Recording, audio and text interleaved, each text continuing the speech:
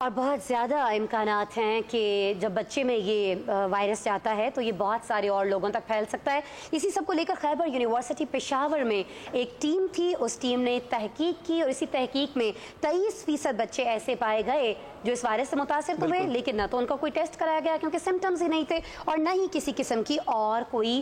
شدید علامات جو ہیں وہ ان میں ظاہر ہوئیں۔ اچھا، یہ جو ٹیم ہے اس میں ڈاکٹر عارف اور ڈاکٹر یاسر محمود شامل ہیں۔ کل ہم نے بات کی تھی ڈاکٹر یاسر محمود صاحب سے، اور آج ہم بات کرنے والے ہیں ڈاکٹر محمد عارف صاحب سے۔ اور کل اور آج دونوں دن بات کرنے کا مقصد یہ ہے کہ یہ جو ایشو ہے یہ ہمارے بچوں سے متعلق ہے، اور ہم اپنے بچوں کو لے کر بہت ہی زیادہ پریشان ہو جاتے ہیں جب اس طرح کی چیزیں سامنے آتی ہیں۔ پریشان نہ ہوں ہم، بلکہ محتاط ہو جائیں، اسی کے لیے ہم نے رابطہ کیا ہے ڈاکٹر محمد عارف صاحب سے۔ اس وقت اسکائپ پر ہمیں جوائن کر رہے ہیں، انہیں ویلکم کرتے ہیں۔ السلام علیکم ڈاکٹر محمد عارف صاحب۔ وعلیکم السلام، تھینک یو سو مچ۔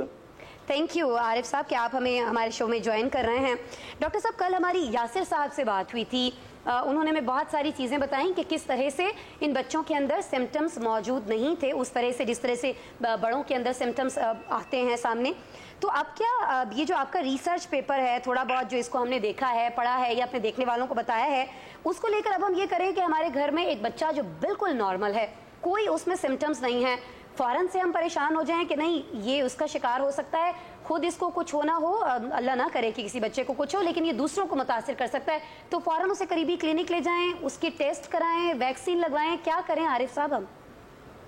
اصل میں جو بچوں کے بارے میں ہم نے اسٹڈی کی، جیسے کہ آپ نے فرمایا کہ کچھ بچے ایسے تھے جو بالکل ایسمپٹومیٹک ہیں، مطلب وہ کیریئر ہے، اس میں کسی قسم کی بیماری کی علامات نہیں ہے۔ اصل میں اس سچویشن میں جس طرح ہم بتا رہے ہیں کہ جو پریکاشنری میئرز ہے جو آلریڈی ہمیں گورنمنٹ ٹائم ٹو ٹائم اور جو مختلف قسم کے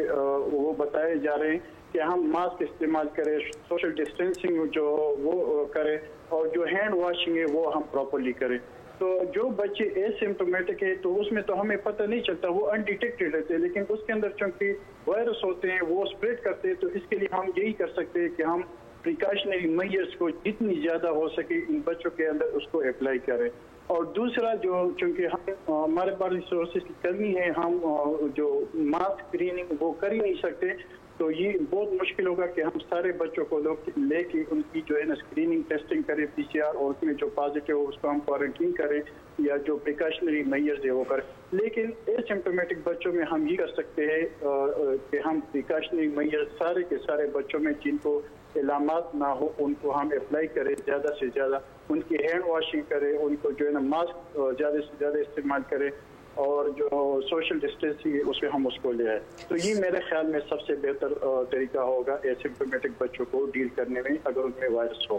اچھا ڈاکٹر صاحب، جیسے آپ نے کہا کہ کچھ بچے ایسے ہیں جن کے بارے میں آپ کو یہ علم نہیں ہوتا کیونکہ وہ کوئی کسی قسم کے سمٹمز شو نہیں کرتے، تو ان کے لیے تو صرف احتیاط ہی کی جا سکتی ہے، لیکن وہ بچے جن کے اندر سمٹمز شو ہوتے ہیں تو کیا ان کے سمٹمز اسی طرح سے ہوتے ہیں جس طرح سے کسی بڑے آدمی کے سمٹمز ہوں گے، یا کچھ سمٹمز ان کے مختلف ہوا کرتے ہیں؟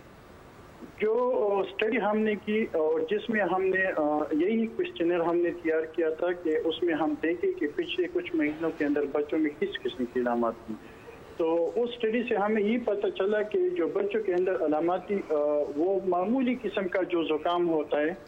جیسے بچے کو ناک بہنا، ناک سے پانی آنا، یا معمولی قسم کا بخار جو اس طرح وہ گھر میں ہوتے ہیں، جو مطلب اس کے لیے ڈاکٹر کے پاس بھی جانے کی ضرورت نہیں ہوتی، تو اس قسم کے وہ بیمار تھے۔ اور سیریس قسم کی علامات جس طرح بڑوں میں جو ہوتے کہ سینے میں انفیکشن آ جاتی جس میں ڈیفیکلٹ ہوتی بریدنگ میں، بچوں میں اس قسم کی کوئی علامات نہیں تھی۔